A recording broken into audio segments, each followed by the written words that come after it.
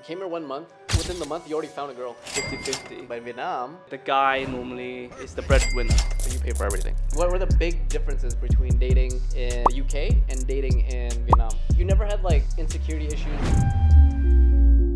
I actually had social anxiety. When I get rejected based solely on my height, it does hurt a little. Just constantly getting rejected. That's one of the ways how I built my confidence. What about your dating life? Oh, my first ever date. Ooh, I met this girl. Hey, Jason. Hey, Peter. So we went drinking out last night, right? Yeah, it was Jason? fun. It was fun. We had some bonding. Hello. What's up, man? Let's find out. Cheers. Let's go. Yo! Yo! Yo. You have a girlfriend. I do have a girlfriend, yes. So you came here, you live in Saigon for how long now? Only a month. Are you here just to mess around or you want to find a wife? Now I'm actually serious to date to marry. And have you always been date to marry? Absolutely not, no. But what about you? I see tattoos. I see you work out. I see you're that typical Kevin Bro, Rin. just because I have tattoos doesn't mean I mess around. Maybe all videos have tattoos, but I swear I'm different. So what about the girls, Peter? I like to keep it a little private. Come on, I think the viewers, they want to know. You want to talk about love, dating, sex on the first date? You're the first guy that I've invited over. The first guy. First person. Are you sure? You said first guy. First guy. What about girls? What about girls? You bring them here, right? No, I don't. What do you mean bring them here? I mean, you're dating. I don't date. You don't I'm date? focusing on this YouTube channel. You guys want to make it grow. I'm trying to change up the content, you know?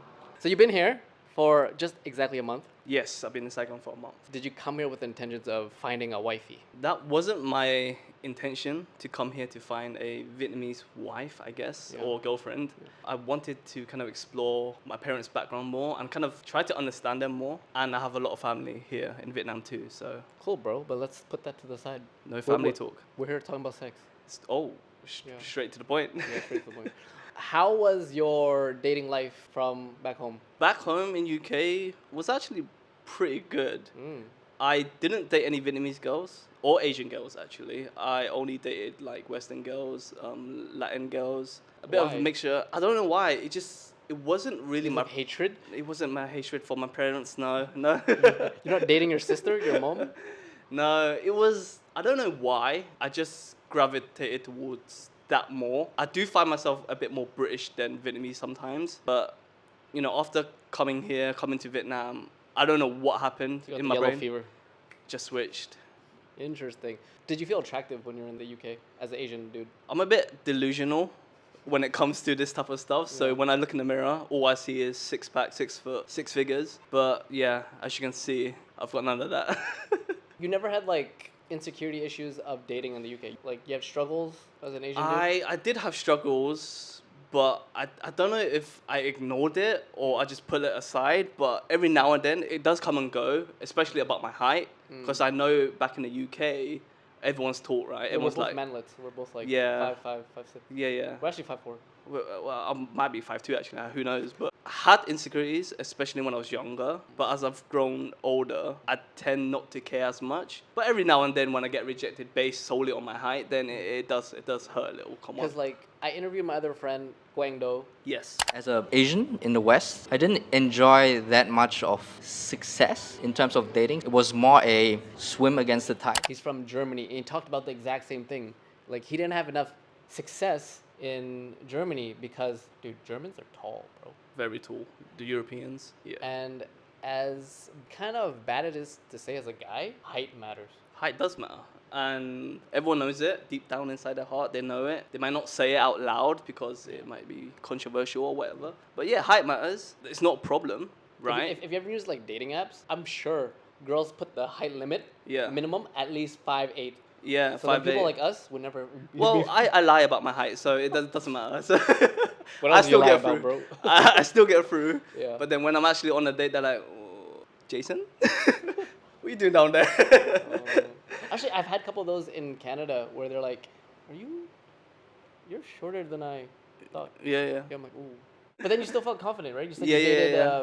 like other European, Western, Latin. Yeah. So that didn't affect you. It didn't affect me when I was 16, 17. I actually had social anxiety. So I Really? couldn't speak to women, definitely not. I couldn't speak to strangers. I couldn't ask anyone for the time. And I was like, I need to get out there and basically get rejected, right? Just constantly getting rejected. And that's one of the ways how I built my confidence. it's just to not give a fuck, you know. I think it comes from like the typical, a lot of Asian parents don't really teach their kids socialization skills, right? Definitely. Confidence. It's all about like book smart, this. But then you realize like, bro, you don't teach me how to talk to girls. Yeah. Or like just socialize normally. So it's either you're in two pools. One, you're super awkward and you're like very sheltered because you're Asian parents. Or Yeah. two, you had a group of other friends that taught you how to socialize and you learned through that. From my experience, either one or the other. I also fell into that category as well. Very otaku, like didn't socialize much and also had a lot of public speaking fears, judgment Yes. fears. Like, I remember being scared to death ordering at the McDonald's. Like, I'm like, no, Dad, you can do it. I don't want to do it. I just want a Big Mac, but I couldn't do it. Yeah. Get me a filet of fish. Anyways, so you going out and getting rejected, how did that change you? It changed me a lot in terms of my personality, my career as well. It just empowered me to do whatever I felt like doing, really. I had to build what I like to call it inner confidence. So there's two types of confidence out there. One is inner confidence and two is outer confidence. So outer confidence, External validation. yeah, comes from things like money, a nice car, a nice house, Because once you lose that, it's gone. status. Yeah. Inner confidence, on the other hand, is what you have inside of you, right? It's there no matter what happens externally. Self-worth. Yeah. So that's the type of confidence you want to have because it can never go away, basically. Right, so you built up your confidence Yes. over time, and then you started dating women. I started approaching people on the streets, on the bus, on a You're train. like a pickup artist, bro. I wasn't really a pickup artist. It was just a way for me to kind of build my confidence because back at home, yes, as you said, like our parents did not teach us anything. They expect us to get a degree, be an engineer, doctor, and then boom, suddenly you're good with the ladies. I don't know how it happens, but you're expected to be married as soon as you finish your degree. 'Cause I noticed when it was like in high school, university, I'm like, wow, some people are really good at like getting girlfriend. I'm like, what about me? Who's Yeah. that? I had the same thing. And so you have to put in the reps. You have to like learn how to socialize and talk to people. Because I used to be super weird too and be like some weird cringe moments where I'd be like, hey, I like you. And I haven't talked to her at all. I'm like, hey, I like you. You want to go out? And then they creep the hell the girl out. Literally me in high school, yeah. That was my game in high school. I would like wait until the last minute. Yeah, I like you. Yeah. It didn't work. Yeah, and you get rejected and you Get suck. rejected. Yeah. So I was successful back at home in UK, but it was only because it's essentially a numbers game, right? You go out, you get rejected, you get a few numbers. Some numbers they don't reply, some reply. It's just that type of game. And yeah, height matters. Yeah, money, status, all that stuff does matter a little bit. But when you have confidence and you just don't give a fuck, that will help you dramatically. Yeah. If you're doing successful in the UK, where do you want to live eventually? Because you're in Vietnam now. Yeah, I'm in Vietnam now. Eventually, I do see myself living here. I Really? do see myself having some sort of career, content creator, a business. I do see myself doing it in Vietnam rather than back at home. Interesting. So you came here 1 month. Within the month, you already found a girl. So walk us through this. Well, no, I already kind of met her a long time ago when I was in Vietnam. Clickbaited me too, bro. Okay. So yeah, we just started chatting, and then On I a- wasn't.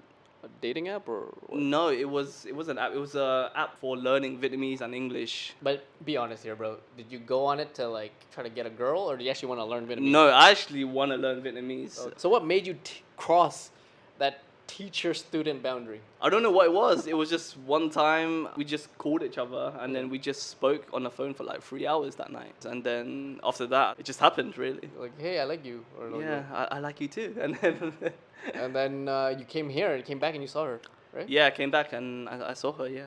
And like we said on the little ponies and the teeter-totter, Yes, you date to marry now. I am. I'm dating to marry now. None of So- that game stuff anymore. So what's the big difference? So everything with her, you're very serious, long-term plans, like you want to get married, kids? Yeah, so the difference between kind of this relationship and kind of my past relationship is I'm more real now. So I do have a lot more So boundaries. you were fake as hell at one point, bro? Of course, man. I mean, it wasn't like fake, but it was more like if I didn't like something about them, I wouldn't really tell them. I wouldn't go out my way and say, I don't really like that. Oh, you're crossing my boundaries. Because at that point, I wasn't really dating to marry.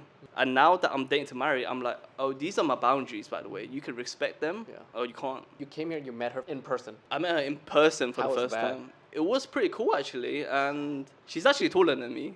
And That I made you know... insecure? I'm not insecure, no. I've Yeah. dated a lot of people that's taller than me. Yeah. I mean, I don't really have a choice, Yeah. but I've dated in the past. Do I really care about height? in a woman? No. Does a woman, in general, care about height in men? In general, yes. There are people out there who don't care about height. Yeah. But if we're speaking in general, it matters. It matters for the general population, but you have anomalies like Kevin Hart, Yes, you know? yes. You gotta kill it. You gotta be like a super anomaly. Yeah. Like, what were the big differences between dating in the UK and dating in Vietnam? Do you see anything? So yeah, the culture is very different. So the culture back in the UK, everything is more or less 50-50, you know. What do you mean 50-50? Like anywhere you go, it's like 50-50. Team bill, split bill? Yeah, split the bill, does the housework, I do the housework. Everyone is like split to the line. Team effort. Team effort, Okay. yeah, 50-50. But in Vietnam, The guy normally is the breadwinner, right? so you pay for everything. Well, in my personal relationship, it's not everything. Sometimes she pays for like the meals or whatever. But in general, I do pay most of the time, most of the bills. How do you feel? I'm 50-50 on it. I'm getting used to it, Yeah. but I'm still like, well, I'm not doing everything, right? I think there has to be some sort of respect, and I do put my boundaries out there and say I can't be the one doing everything. If she doesn't really respect it, then it's like we're not meant for each other, because this is what I really value. It's like respect. I know it's called the honeymoon period or whatever you call it, but it's looking good so far. I'll say that. Okay. And have you met her family? Yeah, I met her mom and her dad one time, and we just went out, drinking. Oh, and Yeah. how was that? It was pretty cool. I'm not shy or anything. I'm a very confident person. So when I'm going to meet a person's family or whatever, I'm not really scared. I'm just myself. Oh, man, I'm Because terrified, but go ahead. if they don't like me for who I am, then maybe it's not a good fit for the family. Because I know that in Vietnam, when you marry someone, you're marrying into the family as well. You date it's- their family You as well. date their Yeah, family yeah, as yeah. well. So if I don't get along with their family, I want to know early, as soon as possible. But did her parents judge you because you're like, oh, you're VitQ, you're Absolutely. foreign? I mean, I didn't really hear them say it, but it's Vietnamese people, right? They will say it behind your back. They will say what they don't like about you. They will say what they like about you. And on I'm- top of that, it's like, even in Vietnamese tradition, there's certain rules that you gotta play by, and you might not know as a VitQ, right? Yeah. Like how you eat, how you talk. Yeah. Right? I'm really I think I'm really respectful. I'm always that vâng. Yeah.